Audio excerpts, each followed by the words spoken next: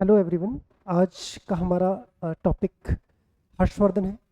हर्षवर्धन पुष्यभूति वंश का शासक था और 550 सी में जब गुप्त साम्राज्य का पतन हुआ तो उसके बाद जो नॉर्थ इंडिया था वो छोटे छोटे टुकड़ों में विभाजित हो गया और ये जो छोटे छोटे राज्य थे आपस में लड़ते रहते थे और पूरे नॉर्थ इंडिया को यूनाइट करने का जो काम कार्य किया वो हर्षवर्धन ने किया। हर्षवर्धन एक अच्छा प्रशासक, एक विजेता, एक साहित्य प्रेमी और बौद्ध धर्म का एक बहुत बड़ा संरक्षक था। उसने नालंदा विश्वविद्यालय को भी अपने चरम पर पहुंचाया। उसी के काल में ह्वेनसांग भारत आया जिसने उसके प्रशासन के बारे में वर्णन किया। हालांकि उसने पूरे उत्तर भारत पर नियंत्रण स्थापित किया था, परंतु उसके जो दक्षिण अभियान था उसको एक महान चालुक्य शासक पुलकेशिन सेकंड ने रोक दिया नर्मदा के किनारे। और ये जो जानकारी हमें मिलती है वो एक इंस्क्रिप्शन है, एक अभिलेख है, एहोल इंस्क्रिप्शन के नाम से उसको जाना जाता है, जिसको पुलकेशिन के दरबारी कवि रवि कीर्ति ने लिखा था। उससे हमें जानकारी मिलती है।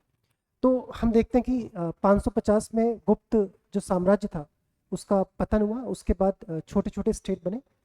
ऐसा माना जाता है कि इसको पुष्यभूति वंश का शासक हर्षवर्धन को बोलते हैं। ऐसा इसलिए माना जाता है कि इसके जो संस्थापक थे वर्धन वंश या पुष्यभूति वंश, उनके जो संस्थापक थे पुष्यभूति थे और वो गुप्तों के ही सामंत थे। उसके बाद भी कुछ शासक हुए, उनमें वो भी गुप्तों के सामंत थे, लेकिन जो सबसे अंतिम शासक थे यानी कि जो जिनका नाम प्रभाकर वर्धन है, उन्हीं के बेटे राज्यवर्धन, हर्षवर्धन और उनकी पुत्री राजश्री थी। तो प्रभाकर वर्धन ने अपने नाम के आगे महाराजा धीराज और परम भट्टारक लगाया। इससे पता चलता है कि उन्होंने अपने आप को गुप्तों से स्वतंत्र कर लिया होगा और अपनी जो राजधानी है आज के हरियाणा के स्थानेश्वर या जिसको थानेश्वर बोलते हैं वहां बना। तो पहले हम थोड़ा सा एक बार इंट्रोडक्शन देखते हैं कि पुष्यभूति की डायनेस्टी के बारे में कि जो हर्षवर्धन थे वो पुष्यभूति डायनेस्टी से बिलोंग करते थे, पुष्यभूति वंश से बिलोंग करते थे। और पुष्यभूति वंश के जो संस्थापक थे वो पुष्यभूति थे और ये उसके संस्थापक थे। कई बार संस्थापक का नाम पूछ लिया जाता है। इसके बाद जो अगले शासक हुए वो नरवर्धन, फिर उसके बाद राज्यवर्धन, फिर आदित्यवर्धन। तो ऐसा माना जाता है कि ये सारे के सारे गुप्तों के सामंत थे। सामंत यानी कि ये कौन थे? गुप्तों के सामंत थे। परंतु जो प्रभाकर वर्धन थे उन्होंने टाइटल लगाया था परम भट्टारक, परम भट्टारक और महाराजा धीराज, महाराजा धीराज। इससे हमें ज्ञात होता है या इतिहासकार इससे अनुमान लगाते हैं कि हो सकता है इन्होंने अपने आप को उनसे इंडिपेंडेंट कर लिया था। और जो स्रोत हमें प्राप्त होते हैं ऐतिहासिक स्रोत, उनसे भी पता चलता है कि जो प्रभाकर वर्धन थे उन्होंने आज का हरियाणा यानी कि थानेश्वर वाला जो क्षेत्र था, थानेश्वर को राजधानी बना के वहां से उन्होंने रूल करना स्टार्ट किया। जो प्रभाकर वर्धन थे इनकी पत्नी का नाम यशोमती था और यशोमती प्रभाकर वर्धन की जो मृत्यु हुई थी उसके पश्चात ये सती हो गई थी और ये इन्हीं के पुत्र थे, आदित्यवर्धन के पुत्र थे। और प्रभाकर वर्धन के 3 बच्चे थे। उनके जो सबसे बड़े पुत्र थे उनका नाम राज्यवर्धन था और इनके बाद यही शासक बने इनकी मृत्यु के बाद। छोटे बेटे हर्षवर्धन थे। हर्षवर्धन एक अच्छे रूलर थे और 590 ईस्वी सी में इनका जन्म हुआ था थानेश्वर में। और इनकी एक छोटी एक बहन भी थी राजश्री, जो कि प्रभाकर वर्धन की पुत्री थी। अब देखिए यहाँ से स्टोरी स्टार्ट होगी क्योंकि जितने भी नॉर्दर्न इंडिया में स्टेट थे, छोटे छोटे स्टेट थे, उनके बीच में एक पावर बैलेंस था।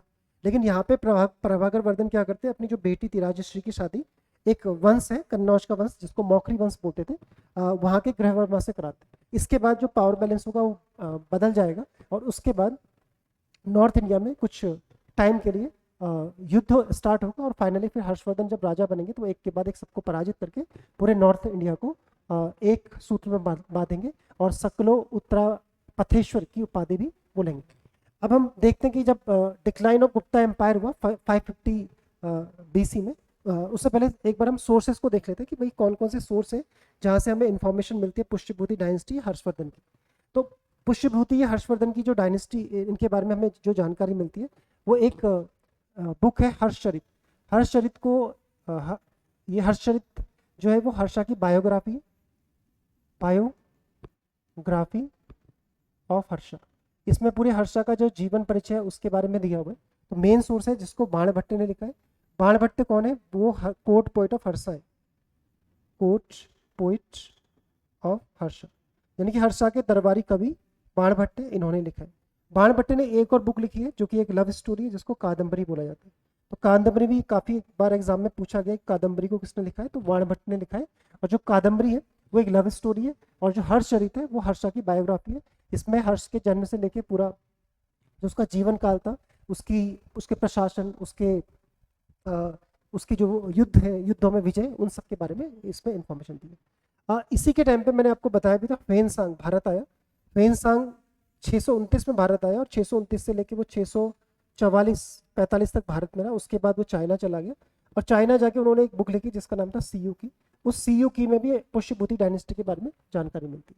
तो ह्वेनसांग को हम एक सेपरेट टॉपिक में पढ़ेंगे, क्योंकि ह्वेनसांग एक इंपॉर्टेंट पर्सन है जिसने भारत के बारे में बहुत कुछ बताया है।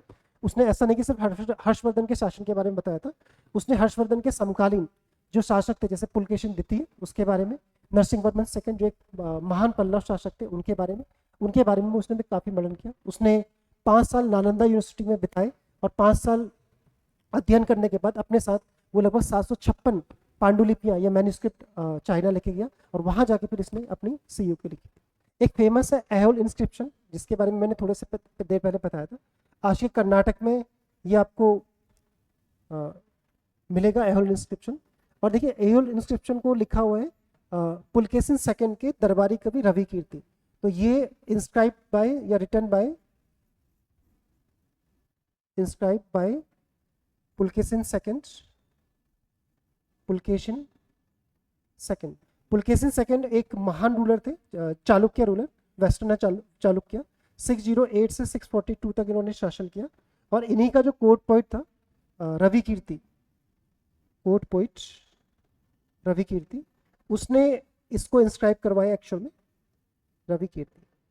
और ये भी एक टाइप से प्रशस्ति है। प्रशस्ति इसलिए, प्रशस्ति का मीन्स होता है जिसमें किसी राजा की प्रशंसा की गई हो। इसमें इसकी विजयों का उल्लेख है पुलकेशिन सेकंड की। इसने किसको हराया, इसने हर्षवर्धन को हराया, इसने जो कदम शासक थे उनको हराया, इन्होंने मैसूर के गंग शासकों को हराया। ऐसी इनकी विजयों के बारे में उल्लेख है।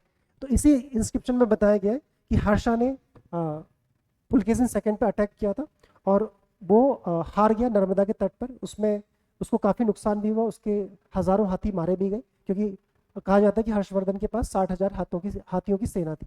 तो बड़ी सेना थी, उसमें उसको काफ़ी नुकसान हुआ। फिर हर्षवर्धन ने कभी भी नर्मदा को क्रॉस करने की कोशिश नहीं करी। और ऐसा जो उल्लेख है ह्वेनसांग भी देता है कि शायद हर्ष की हार हुई होगी। तो हम मानते हैं कि हर्ष को इसने हराया था, क्योंकि हर्ष ने उसके बाद कभी भी सदर्न इंडिया पे या नर्मदा को पार करने की कोशिश नहीं करी। ये हमें जानकारी एहोल इंस्क्रिप्शन से मिलती है। इसके अलावा एक बुक है जिसका नाम है आर्य मंजुश्री मूलकल्प। तो ये बुक है एक्चुअल में महायान बुद्धिज्म की, महायान बौद्ध धर्म की बुक है। और इस बुक में भी हमें पुष्यभूति डायनेस्टी के बारे में जानकारी मिलती है, क्योंकि हर्षा ने, मैंने बताया था कि हर्ष हालांकि स्टार्टिंग में तो शैव था, भगवान शिव की पूजा करता था। बाद में वो एक व्यक्ति था देवाकर मित्र, जिसने उसकी बहन का पता लगाया था जब वो जंगल में भाग गई थी सती होने के लिए। तो उसके प्रभाव में वो हीनयानी बना, हीनयानी बुद्धिस्ट। और कहते हैं कि ह्वेनसांग के प्रभाव में वो उसने महायान बुद्धिज्म को एक्सेप्ट किया, और उसके बाद उसने महायान बुद्धिज्म को फिर फैलाया।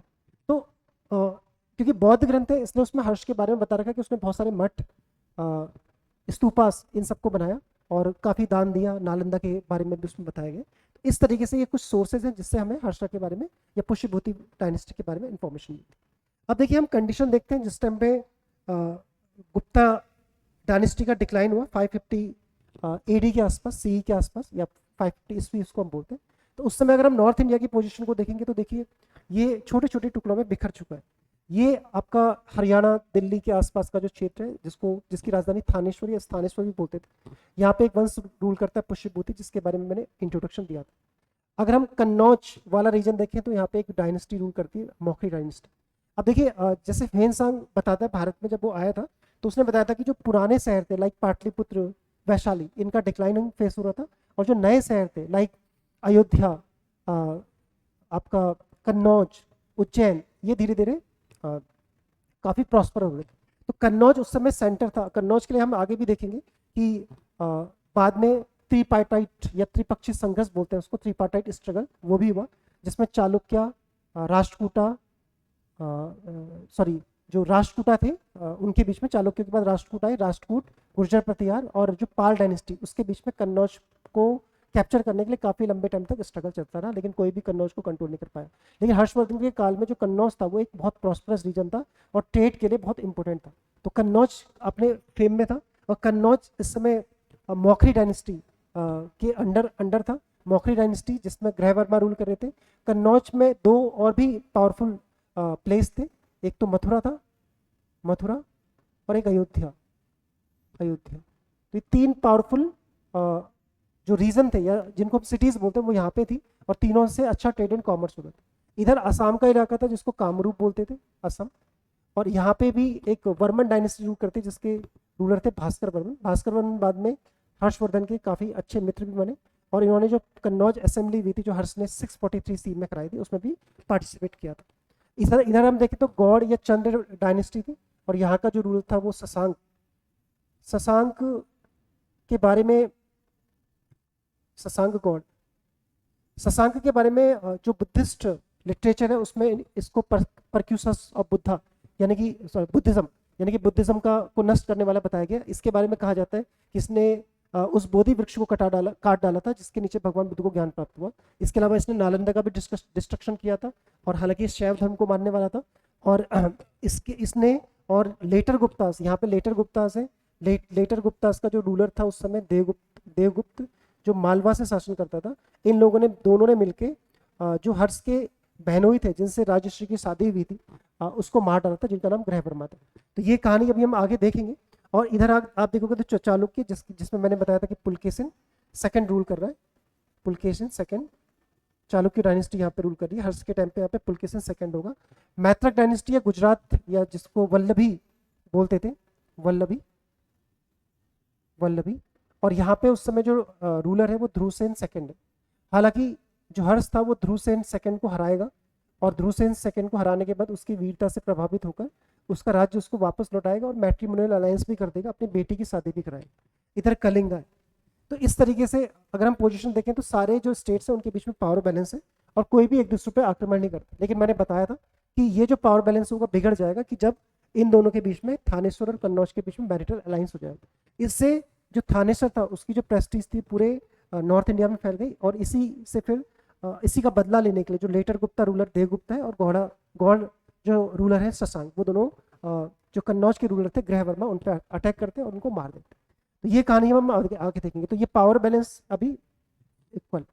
अब देखिए हर्षवर्धन का जो कॉरोनेशन था वो एक्चुअल में 606 में हुआ था, 16 साल का था उसमें, क्योंकि मैंने बताया था कि 590 में उसकी बर्थ हुई थी, और 16 साल का ही था जब उसको राज्यारोहण बना। और उसने जो फेस किया था वो बहुत डिफिकल्ट सिचुएशन में वो राजा बना, और कहते भी हैं जो लीडर्स पैदा होते हैं वो डिफिकल्ट कंडीशन में पैदा होते हैं और उनको वो कैश कराते। तो यहाँ भी ऐसे ही हुआ कि जो प्रभाकर वर्धन थे, मैंने बताया था उनकी जो वाइफ थी वो यशोमती थी, और ये लोग थानेश्वर से रूल करते थे। प्रभाकर वर्धन का जो सबसे बड़ा बेटा था उनका नाम राज्यवर्धन था, यंगर जो छोटा बेटा था हर्षवर्धन था, और जो बेटी थी वो राजश्री थी। हर्षवर्धन ने नालंदा विश्वविद्यालय से ही पढ़ाई की थी, पढ़ने में भी वो अच्छे थे और शास्त्र हर चीज़ की उनको नॉलेज थी। अब मैंने बताया था आपको कि जो प्रभाकर वर्धन थे उन्होंने एक मैरिटल अलायंस किया। उन्होंने क्या करा, जो मौखरी डायनेस्टी के रूलर थे, यानी कि मौखरी वंश के शासक थे जो कन्नौज से रूल कर रहे थे, मौखरी वंश के शासक जिनका नाम था ग्रहवर्मा, उनसे अपनी बेटी राजश्री की शादी करा दी। अब देखिए सिंपल सी बात थी, ये जब शादी हुई तो ये दोनों राज्य मिल गए आपस में, क्योंकि दोनों के बीच में मैरिटल अलायंस हो गया, थानेश्वर प्लस कन्नौज, ये दोनों मिल गए। इससे क्या था, जो नॉर्थ इंडिया का पावर बैलेंस था वो बदल गया, क्योंकि अब दोनों जो पावरफुल किंगडम थे वो दूसरों को हरा के उनकी जो रीजन था उसको कैप्चर कर सकते। इससे ये दोनों सबसे बड़े ज़्यादा चिंतित हुए। जो दो रूलर थे जिसमें मैंने बताया था कि एक तो देवगुप्त था जो मालवा का रूलर था, वो यहाँ से शासन करता था, इस वाले रीजन में मालवा का शासक था, मालवा का शासक परवर्ती गुप्तों में, जिसका नाम था देवगुप्त। ये और जो बंगाल का शासक था, गौड़ शासक जिसका नाम था, जिसका मैंने बताया था शशांक। तो ये इन दोनों को सबसे ज़्यादा प्रॉब्लम हुई, और इन्होंने क्या किया कि इन्होंने जो कन्नौज था उस पर अटैक किया और ग्रहवर्मा को मार डाला, और ग्रहवर्मा को मारने के बाद इन्होंने जो रजिस्ट्री थी उसको कन्नौज की एक जेल में डाल दिया। अब जब ये न्यूज़ पहुंची इधर थानेश्वर में, तो इससे कहते हैं कि जो प्रभाकर वर्धन थे उनको हार्ट अटैक आ गया। और कई सोर्सेज में ये भी है कि हालांकि कहते हैं कि प्रभाकर वर्धन की पहली मौत हो गई थी फिर राज्यवर्धन शासक बने, पर कई स्रोतों में ऐसा लिखा है कि जो प्रभाकर वर्धन थे उनको हार्ट अटैक आया और उनकी मौत हो गई। और उनकी मौत के बाद जो यशोमती थी वो भी सती हो गई। तो सती सिस्टम भी स्टार्ट हो चुका था, हालांकि उसका जो प्रूफ है वो पहले से मिल जाता है, तो ये सती हो गई। फिर जो राजा बने वो राज्यवर्धन बने। राज्यवर्धन को उनके जो मामा थे उनका काफ़ी सपोर्ट मिला, जिनका नाम भांडी था, और हर्षवर्धन को भी इन्होंने ही संभाला था, भांडी ने। और इन्होंने राज्यवर्धन को राजा बनाया। और राज्यवर्धन ने पहला जो काम किया वो मालवा पे आक्रमण था, क्योंकि देवगुप्त ने हत्या करी थी इनके बहनों की। तो जो राज्यवर्धन थे उन्होंने मालवा पर आक्रमण किया, मालवा पर आक्रमण किया और उस देवगुप्त को पराजित कर मार भी डाला। परंतु जब मालवा से वो लौट रहे थे वापस आते वक्त, तो शशांक ने धोखे से इनकी हत्या कर दी। शशांक ने, क्योंकि इनको पता था डायरेक्ट आर्मी से तो लड़ना मुश्किल है, क्योंकि कन्नौज की आर्मी, सॉरी थानेश्वर की आर्मी काफ़ी बड़ी थी। तो शशांक ने धोखे से क्या कर दिया, इनको मार दिया, इनकी हत्या कर दी, धोखे से हत्या कर दी। अब इस तरीके से अब जो सिचुएशन है हर्ष के सामने देखिए कितनी डिफिकल्ट है। मम्मी पापा नहीं है, बड़ा भाई जो राजा था वो उसकी डेथ हो चुकी है, बहन यानी कि बहनों की भी मौत हो गई। और बहन कहते हैं कि उस कंडीशन में जब हर्षवर्धन राजा बना तो जेल से वो भाग गई थी किसी की हेल्प से, और वो किसी जंगल में चले गई। अब उसको जब पता चला कि मेरे भाई की भी मौत हो गई, मम्मी पापा भी नहीं है, मेरे पति की भी मौत हो गई, तो वो सती होना चाहती थी। ऐसी कंडीशन में कहते हैं कि हर्ष राजा बना और उसने सबसे पहला काम जो किया, उसने कहा कि भाई सबसे पहले मैं अपनी बहन को बचाऊंगा।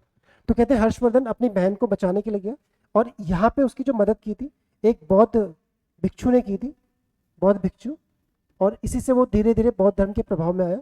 और उस बौद्ध भिक्षु का जो नाम था वो दिवाकर मित्र था। कई बार पीसीएस या वनडे एग्जाम में ऐसे क्वेश्चन पूछते हैं जो के। तो दिवाकर मित्र की सहायता से उसने अपनी बहन को वो ढूंढा, और वो सती होने ही जा रही थी, उसी समय हर्ष पहुंच गया।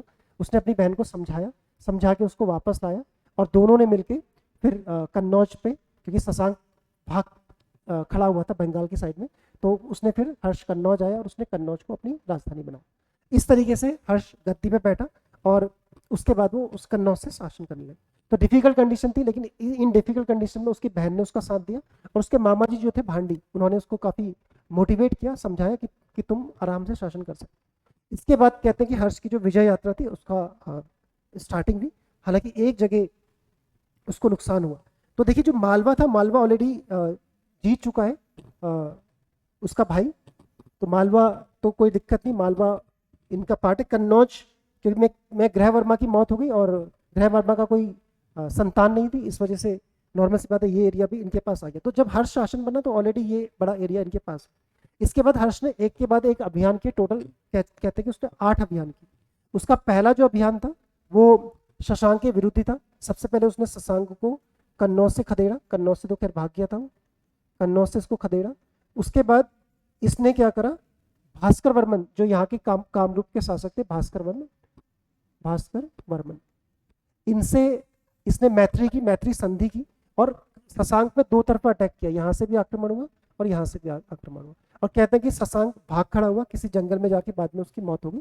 इस तरीके से जो हर्ष था, हर्ष ने अपने बाद में बंगाल को भी जीत लिया। कई सोर्सेज में ऐसा भी लिखा कि शशांक के जीते जी वो बंगाल को नहीं जीत पाया, बाद में जब शशांक की मृत्यु हुई तो उसके बाद वो उसको जीत पाया। लेकिन जो भी है ये इसके डायरेक्ट कंट्रोल में था बंगाल वाला रीजन। उसके बाद उसने अगला अभियान किया गुजरात, क्योंकि गुजरात मेडिवल सेंचुरी में, मेडिवल जो टाइम था उसमें वो धीरे धीरे एक मेन ट्रेडिंग पॉइंट बन चुका था, और यहाँ से काफ़ी ट्रेड होता था। मेडिवल टाइम तो खैर बाद में आएगा, लेकिन हर्ष के काल से पहले भी जो गुजरात था, गुजरात वाला रीजन, सौराष्ट्र वाला रीजन, वो इंपॉर्टेंट था। तो इसने यहाँ पे अटैक किया। यहाँ पे मैत्रक डायनेस्टी रूल कर रही थी गुजरात में वहाँ पे जो डायनेस्टी थी मैत्रक डायनेस्टी थी, और इसके जो शासक थे उस समय वो थे ध्रुवसेन सेकंड। तो ध्रुव सेकंड जो वल्लभी के शासक थे, गुजरात को उस समय वल्लभी बोलते थे, वल्लभी इनकी राजधानी थी, वल्लभी शिक्षा का एक बहुत बड़ा केंद्र भी था। तो इन्होंने यहाँ पे आक्रमण किया। ध्रुव से हालांकि पराजित हुआ, लेकिन उसकी वीरता से वो प्रभावित हुए, उसका राज्य उसको लौटा दिया और उसको अपना एक वासल या सामंत बना लिया। उसके बाद कुछ समय बाद उन्होंने अपनी बेटे की शादी भी उससे करा दी। इस तरीके से जो गुजरात था उनका एक एलाइड यानी कि जो इन्फ्लुएंस था उस स्टेट में, वो भी हो। इसके बाद ये दूसरा उनका आक्रमण था। इसके बाद उन्होंने जो जो तीसरा आक्रमण किया वो चालुक्य पे किया। उन्होंने सोचा कि हमें सदन ये वाला रीजन, क्योंकि कोंकण रीजन काफ़ी इंपॉर्टेंट था, यहाँ पे हम अटैक करते और इस पे अटैक करके इसको भी हम अपने रीजन में ले लेते हैं। लेकिन यहाँ पे नर्मदा नदी है, कहते हैं कि नर्मदा नदी के किनारे हर्षा और पुलकेशिन के बीच में एक भयंकर युद्ध हुआ। उस भयंकर युद्ध में हर्ष के लाखों मतलब हजारों सोल्जर्स और लगभग 30,000 हाथी ऐसा कहा जाता है मारे गए, और इससे हर्ष बहुत दुखी हुआ और अंततः उसकी हार भी। ये जो जानकारी मैंने बताया था कि एहोल इंस्क्रिप्शन से मिलती है, इसके अलावा जो वेनसांग था अपने सोर्सेज में वो भी इस डिफीट के बारे में बताता है कि जो हर्षा था वो काफ़ी दुखी था इस युद्ध के बाद। इसका मतलब है वो हारा होगा, और उसके बाद उसने कभी कोशिश भी नहीं करी। चालुक्य जो किंग था पुलकेशिन सेकंड, वो काफ़ी पावरफुल था और उसने फिर सदर्न इंडिया में भी अटैक किया था। पल्लव जो किंगडम था उसके जो रूलर थे महेंद्र वर्मन, और उनको भी पराजित किया था। और इसी को सारा का सारा उसने अपने फेमस एहोल इंस्क्रिप्शन में लिखा है। और जो एहोल इंस्क्रिप्शन है ये कहाँ पे, कर्नाटका में, और इसको इसके कोर्ट पोइट रवि कीर्ति ने लिखा हुआ है। ये सब एग्जाम के क्वेश्चन है, इसको आप ध्यान रखिए। ठीक है, तो यहाँ पे उसको हार का सामना करना पड़ा, लेकिन इसके अलावा उसने कभी हार का सामना नहीं करना। चौथा अटैक उसने सिंध के अगेंस्ट में किया था। हालांकि यहाँ पे वो सक्सेसफुल रहा या नहीं रहा इसके बारे में भी इतिहासकारों के बीच में मतभेद है, बट एक्चुअल में क्या था, जो बाद में सिंध उसको लगातार ट्रिब्यूट पे करता था, तो इसका मतलब सिंध भी उसके इनडायरेक्ट कंट्रोल में रहा हो। इसके बाद इसने पांचवा जो अटैक किया वो नेपाल के विरुद्ध किया। नेपाल ने समर्पण कर दिया और नेपाल भी इसका एक वासल स्टेट बन गया, यानी कि वो भी ट्रिब्यूट देने लगा। फिर कहते हैं कि कश्मीर में भी इसने आक्रमण किया, कश्मीर भी इसका ट्रिब्यूटरी स्टेट बन गया। उसके बाद इसने जो अगला अटैक किया वो कामरूप तो हालांकि भास्कर वर्मन उसके दोस्त ही थे, तो उन्होंने स्वीकार कर लिया कि हम आपको ट्रिब्यूट देंगे। और फाइनल जो उसका अंतिम अभियान था वो कलिंगा का अभियान था, यहाँ भी वो सक्सेसफुल। इस प्रकार हम देखें, अगर हम उसकी पोजीशन को देखें तो ये जो क्षेत्र थे, हरियाणा, आज का पंजाब, आज का राजस्थान, आज का यूपी, आज का बिहार वाला हिस्सा और आज का उड़ीसा, ये इसके प्रत्यक्ष कंट्रोल में थे, प्रत्यक्ष नियंत्रण में थे, जहाँ पे ये शासन करता था, प्रत्यक्ष नियंत्रण में थे। और बाकी जितने भी स्टेट थे उसके अप्रत्यक्ष नियंत्रण में थे, जहाँ से वो टैक्स लेता था, जैसे कि नेपाल से भी वो टैक्स लेता था, कश्मीर से भी वो टैक्स लेता था, सिंध भी इसको ट्रिब्यूट पे करता था, असम भी ट्रिब्यूट पे करता था, गुजरात भी इसको ट्रिब्यूट करता था, हालांकि गुजरात से आपका मैरिटलाइज। इस प्रकार जो हर्ष था उसने अपने जीवन काल में लगभग सारे उत्तर भारत को जीता, और उसी उपलक्ष्य पे उसने सकलो उत्तरा पथेश्वर की उपाधि ली, यानी कि पूरे नॉर्थ इंडिया का वो राजा था। इस तरीके से जो हर्ष था उसने काफी बड़ा साम्राज्य बनाया। अब हम देखते हैं कि ये तो उसकी विजय थी। विजयों के बाद उसने बहुत सारे टाइटल लिए, जैसे मैंने अभी बताया था कि सकलो उत्तरापथेश्वर एक टाइटल है, उसके अलावा परम देवा भी उसने टाइटल लिया था, कई बार ऐसे भी पूछते हैं, महाराजा धीराज लिया था, परमेश्वर टाइटल लिया था, परम भट्टारक टाइटल लिया था। ऐसे उसने बड़े बड़े टाइटल रिसीव किए। उस टाइम में एक चलन था, इस तरीके से बड़े बड़े टाइटल राजा लेते थे। अब हम आगे देखें कि उसके बाद जो हर्ष था, हर्ष की मिलिट्री के बाद हम देखें उसकी रिलीजियस पॉलिसी। तो जैसे मैंने आपको बताया था कि हर्ष के बारे में स्टार्टिंग बोलते हैं कि स्टार्टिंग में शैव था, अशोक स्टार्टिंग में शैव था और सूर्य पूजा भी करता था। और उसके अलावा फिर धीरे धीरे दिवाकर जो मित्र थे जिनकी हेल्प से इसने अपनी बहन को ढूंढा था, उनके प्रभाव में आके कहा जाता है कि जो हर्ष था वो धीरे धीरे हीनयान जो बुद्धिज्म था उसकी ओर आकर्षित हुआ। फिर ये ह्वेनसांग से मिला और ह्वेनसांग से मिलके ये कन्वर्ट हुआ महायान बुद्धिज्म में, और उसके बाद इसने महायान बुद्धिज्म को प्रमोट किया। चल कुल मिला के वो हालांकि जो भी रहा होगा, लेकिन उसकी जो रिलीजियस पॉलिसी थी वो टॉलरेंट थी, यानी कि वो सभी धर्मों का सम्मान करता था। उसने मठ भी बनाए, मंदिर भी बनाए, स्तूपास भी बनाए, उसने जैन धर्म को भी समर्थन दिया, यानी कि हर किसी का उसने सम्मान किया, क्योंकि जितने भी बड़े भारत में रूलर हुए उन्होंने सर्वधर्म संभाव की नीति अपनाई, चाहे वो अशोक था, चाहे वो गुप्ता रूलर्स थे, चंद्रगुप्त विक्रमादित्य, या फिर आपके हर्षवर्धन हो। तो इससे हमें पता चलता है कि हर्ष की जो पॉलिसी थी वो टॉलरेंट थी। और हर्ष ने जब बुद्धिज्म के प्रभाव में आया तो धीरे धीरे उसने जो बुद्धिज्म का एक मेन प्रिंसिपल है अहिंसा, उसको बोला, और उसने अपने राज्य में कहा जाता है कि जो एनिमल किलिंग थी, जो जानवरों को मारा जाता था, उस पर भी प्रतिबंध लगा दिया, और उसने मांसाहार पे भी प्रतिबंध लगाया, और खुद भी कहा जाता है वो वेजिटेरियन हो गया, ऐसा माना जाता। और उसने क्या करा था, जो सराय जिसको हम रेस्ट हाउसेस बोलते हैं, जगह जगह पेड़ मतलब रास्ते बनाए, उसके दोनों ओर उसने वृक्ष लगवाए, छायादार वृक्ष लगाए, कुएं खुदवाए, और उसके अलावा उसने क्या करा कि रेस्ट हाउस यानी कि सराय बनाई जहाँ पे यात्री आके रुक सकते थे। इससे व्यापार और वाणिज्य को भी काफी प्रोत्साहन मिला। इसके अलावा जैसे मैंने बताया उसने बहुत सारे स्तूप, मोनेस्ट्रीज सब बनाई। नालंदा को काफी सपोर्ट किया उसने, और नालंदा से क्योंकि वो खुद भी पढ़ा था, और 100 गाँवों का जो रिवेन्यू था वो उसके टाइम पे हर्ष ह्वेनसांग बताता कि वो सपोर्ट करता था नालंदा को। इससे नालंदा में किसी भी चीज़ की कोई दिक्कत नहीं होती थी, क्योंकि नालंदा एक रेसिडेंशियल यूनिवर्सिटी थी और वहाँ पे फ्री ऑफ कॉस्ट पढ़ाई होती थी, चाहे कोई भी गरीब व्यक्ति भी वहाँ पे एडमिशन ले सकता था। इस तरीके से जो हर्षा की रिलीजियस पॉलिसी थी वो टॉलरेंट थी। अब ह्वेनसांग के प्रभाव में आके ये क्या कराते हैं, ह्वेनसांग के प्रभाव में आके ये कन्नौज असेंबली और प्रयाग असेंबली तो कराते, लेकिन हर्ष के बारे में कहा जाता था कि काफ़ी दानी था और हर 5 से 6 वर्ष के बीच में ये एक धर्म सभा कराता था, जिसमें ये सभी धर्मों के अनुयायियों को बुला के उनको काफ़ी दान वगैरह देता था। ऐसी 2 सभाओं के बारे में जो ह्वेनसांग अपनी बुक सीयूकी में बता रहा है। एक है कन्नौज असेंबली जो 643 में हुई थी, और कन्नौज को उस समय महोदय नगर भी बोला जाता था, क्योंकि ये एक महान नगर था महोदय नगर। कई बार ऐसे क्वेश्चन पीसीएस वगैरह में पूछ लेते हैं कि कन्नौज का दूसरा नाम तो महोदय नगर। इस असेंबली में इसने सभी जो बड़े बड़े शासक थे, हीनयानी थे, महायानी थे, जैन, ब्राह्मण, यानी कि स्कॉलर्स जितने भी थे नालंदा के स्कॉलर, सबको बुलाया। कहा जाता है कि इसका जो असेंबली थी उसमें 20 राजाओं ने पार्टिसिपेट किया, जिसमें कामरूप के शासक भास्कर वर्मन भी शामिल थे। भास्कर वर्मन उन्होंने भी पार्टिसिपेट किया। इसके अलावा 1000 जो स्कॉलर्स आए थे वो नालंदा से आए थे। 3000 के लगभग बौद्ध भिक्षु थे, जिसमें हीनयानी और महायानी दोनों थे। 3000 के करीब ब्राह्मण्स और जैन्स थे, वो भी आए थे। इसके लिए इसने क्या करा, तो बड़े बड़े मंडप बनाए, और मंडप की जो कैपेसिटी थी वो 1000 के करीब लोगों के बैठने की थी। 1000 के करीब एक मंडप की कैपेसिटी थी। इसके बीच में इसने एक बड़ा सा प्लेटफॉर्म बनाया। उस प्लेटफॉर्म में एक बहुत बड़ा सा इसने टावर लगाया। उस टावर के ऊपर इसने भगवान बुद्ध की एक सोने की मूर्ति करी। सबसे पहले कहा जाता है कि इसने जब पहला दिन था उसमें भगवान बुद्ध की जो मूर्ति थी उसकी पूजा अर्चना की, और पूजा अर्चना करने के बाद इसने पब्लिक डिनर यानी कि सभी को अच्छे से भोज कराया। भोज के बाद जो डिबेट थी वो स्टार्ट हुई, और क्योंकि असेंबली थी, धर्म सभा थी, डिबेट थी।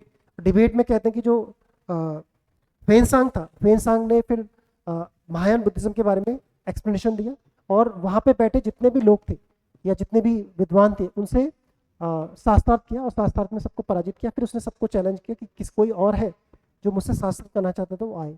लेकिन इसी बीच कहते हैं कि वहाँ पे एक कॉन्स्पायरेसी भी, क्योंकि ह्वेनसांग और हर्ष के बीच में को लेके वहाँ पे एक कॉन्स्पायरेसी भी, दोनों को मारने की भी कोशिश की गई। और ये जो बड़ा ग्रेट टावर बनाया गया था इस पर आग भी लगा दी गई। हर्ष को भी मारने का अटेम्प्ट किया गया, बट वो किसी तरीके से बच गया। यानी कि यहाँ पे वायलेंस भी कुल मिला के फिर हर्ष ने जो भी इस कॉन्स्पायरेसी में इंक्लूड थे, करीब 500 लोग थे, उनको पकड़ा। कहते हैं कि वो ब्राह्मण्स ने कि ऐसा किया था, कॉन्स्पायरेसी की थी, और उसके बाद उनको मृत्युदंड दिया। लेकिन जो ह्वेनसांग था उसने समझाया कि जो हमारा धर्म है वो हिंसा की इजाज़त नहीं देता।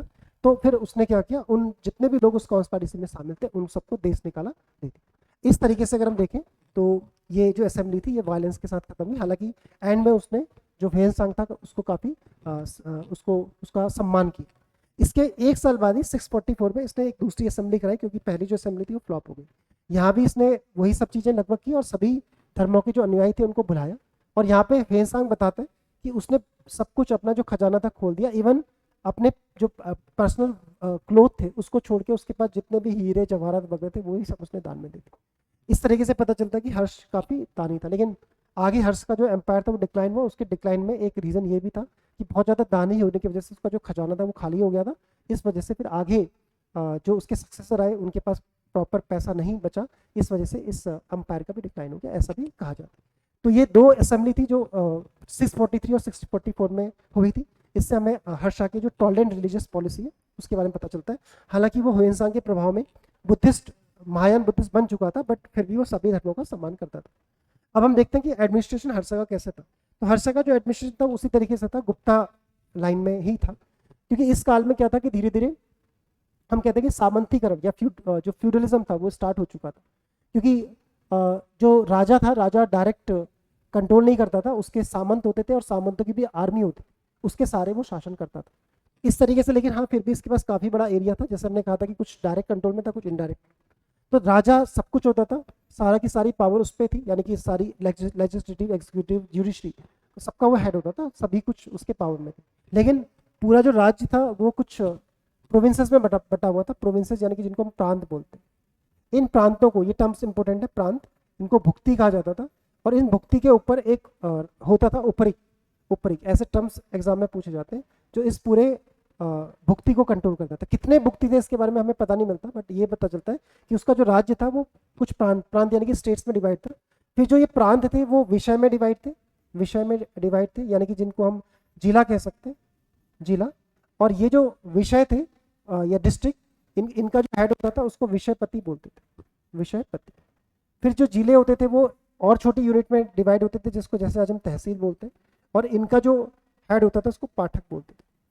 उसके बाद जो तहसील होती थी छोटे छोटे गाँव में डिवाइड होती थी, और यहाँ पे इनका जो मुखिया होता था वो ग्रामीण ही होता था। इस तरीके से सिस्टम था। और जो किंग होता था उसको काउंसिल ऑफ मिनिस्टर सपोर्ट करती थी, और काउंसिल ऑफ मिनिस्टर के अलावा कुछ इंपॉर्टेंट ऑफिसर्स थे जिनके टर्म्स आपको ध्यान में रखने, टर्म्स आप पूछ रहे हैं।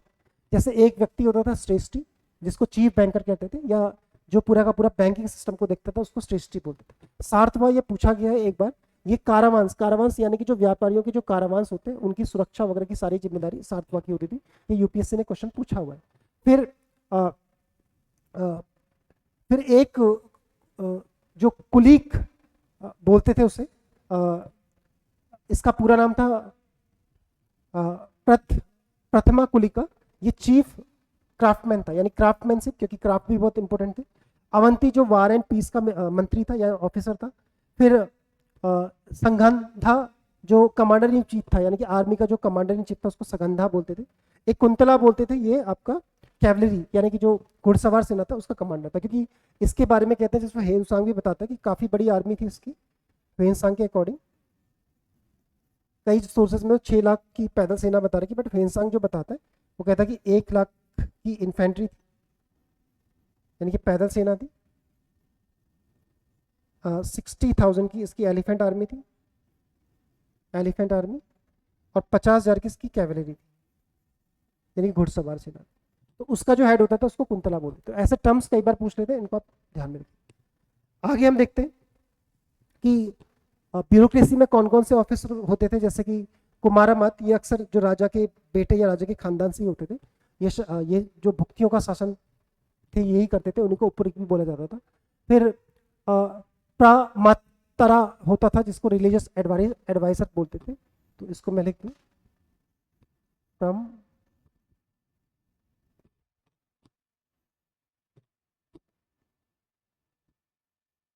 प्रमात्रा, ये रिलीजियस एडवाइजर होता था। इसके अलावा उपरिक और विषयपति तो आप पीछे पढ़ ही चुके। उपरिक जो भुक्तियों का प्रधान होता था उसको उपरिक बोला जाता था। आगे हम देखें तो रिवेन्यू सिस्टम कैसा था। तो एक मधुबन कॉपर प्लेट है, ये बहुत इंपॉर्टेंट है, ये हर्षा से रिलेटेड है। मधुबन कॉपर प्लेट, मधुबन ताम्रपत्र, इससे हमें कुछ जानकारी मिलती है। वैसे जो उस समय रिवेन्यू, चीफ रिवेन्यू सोर्स तो यही था आपका लैंड रिवेन्यू, यानी कि जिसको हम भू राजस्व बोलते हैं। और लगभग ये 1/6 के आसपास ही होता था। उस समय इंडिया में 1/6 चलता था। अशोक के टाइम पे भी 1/6 था, उसके बाद भी गुप्तों के टाइम पे भी ऐसा माना जाता है 1/6 था। तो यहाँ पे 2 टाइप की जानकारी मिलती है। एक तो तुल्य मेया एक शब्द है, इसके बारे में कहते हैं कि ये tax based on the weight and measurement of the goods sold, यानी कि एक टाइप से सेल्स टैक्स था। जितना भी सेल होगी उस पर जो भी टैक्स लगेगा वो आपका ये था, तुल्य मेया।